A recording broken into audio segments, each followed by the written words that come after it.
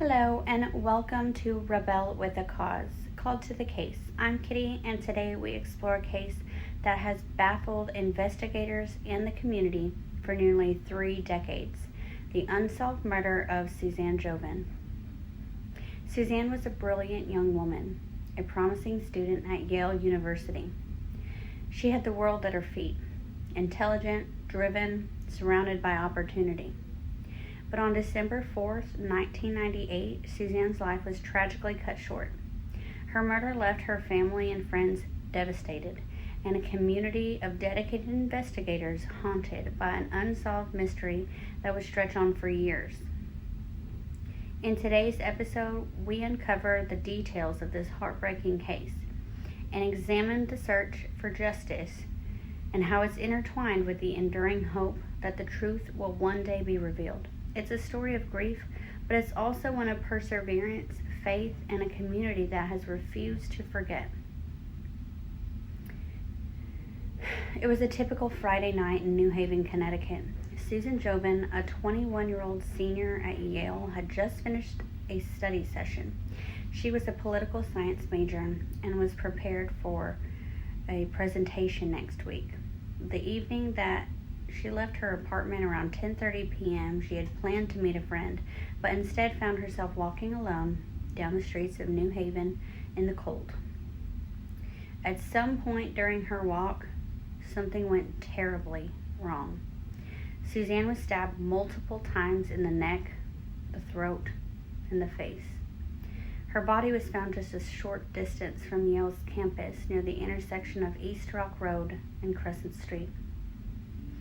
Suzanne's murder was brutal and violent and done in a calculated precision. But what stood out to the investigators from the beginning was the lack of any clear motive. There were no signs of essaying, no robbery, no apparent personal vendetta. It was as if Suzanne's life had been simply taken for no reason at all. The crime scene, chilling in itself, raised more questions than answers. Suzanne had been attacked in a way that suggested the killer either knew her or maybe had stalked her prior to the event. Her family was devastated by the loss, and they were left to piece together this mystery, but no clear answers ever emerged. The night that Suzanne was murdered, Yale University was in a frenzy. Her friends, professors, and classmates all trying to make sense of it. The police launched an immediate investigation, but they were stumped. No eyewitnesses came forward, and the only clues they had was the brutality of the attack itself. As weeks passed, the case grew colder, but a key discovery shifted the investigation in an unexpected direction: Suzanne's final movements before her death. It was discovered that Suzanne had been involved in a number of relationships that might have complicated things. She had been talking to a man named 𝓉𝒽𝓐𝓁, a fellow student at Yale who had also been her former teaching assistant. 𝓍𝓁 was a man who had developed a close but somewhat unusual relationship with Suzanne. It was initially thought that he was a suspect, but his alibi checked out. Investigators would later learn that he was not even in the area at the time of her murder, despite his strange interactions with Suzanne, and many of her friends would describe their interactions as borderline obsessive. There was no evidence to implicate him, though. This left investigators without a solid lead. Theories of a random attack, a domestic dispute gone wrong, or a crime of opportunity, they were all tossed around. But none of these theories provided a definitive answer. The case grew even colder as the months passed. But then in 2002, something unusual happened. Suzanne's murder was re-examined with fresh eyes, and investigators began to focus on one of the startling pieces of evidence: a phone call Suzanne had received the night of her death. The call had been traced to a number that belonged to James Vandervelde, a Yale professor who had also been one of Suzanne's instructors. Vandervelde, much like 𝓉𝒽𝓐𝓁, was a figure of interest due to his relationship with Suzanne. It was reported that they had a close, even flirtatious relationship that may have blurred the lines between a professor and a student, something more personal.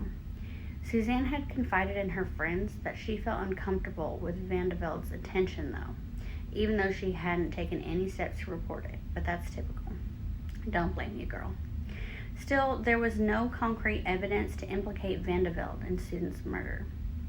Investigators delved into his background and found no solid motive or evidence that tied him to the crime. Despite being questioned, 𝒠𝒠 denied any involvement, and it appeared that the case would remain cold once again.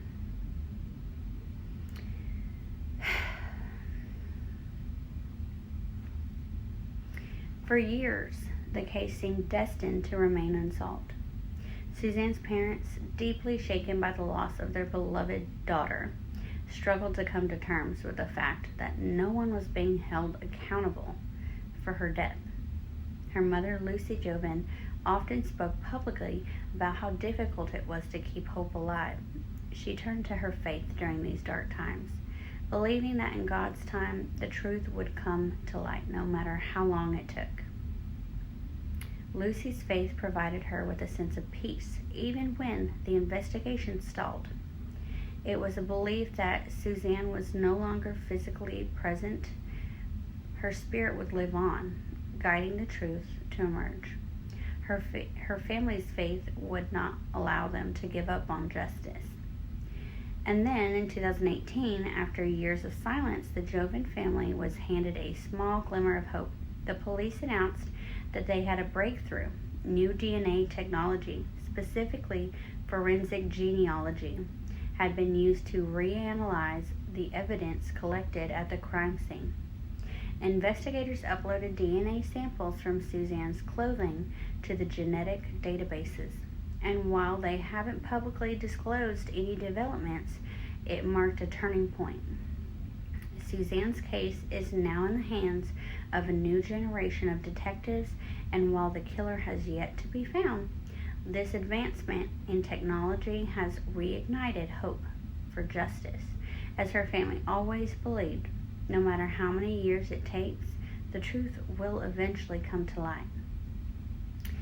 The story of Suzanne Jovin is a tragedy that continues to leave a deep scar on her family and friends, the Yale community also.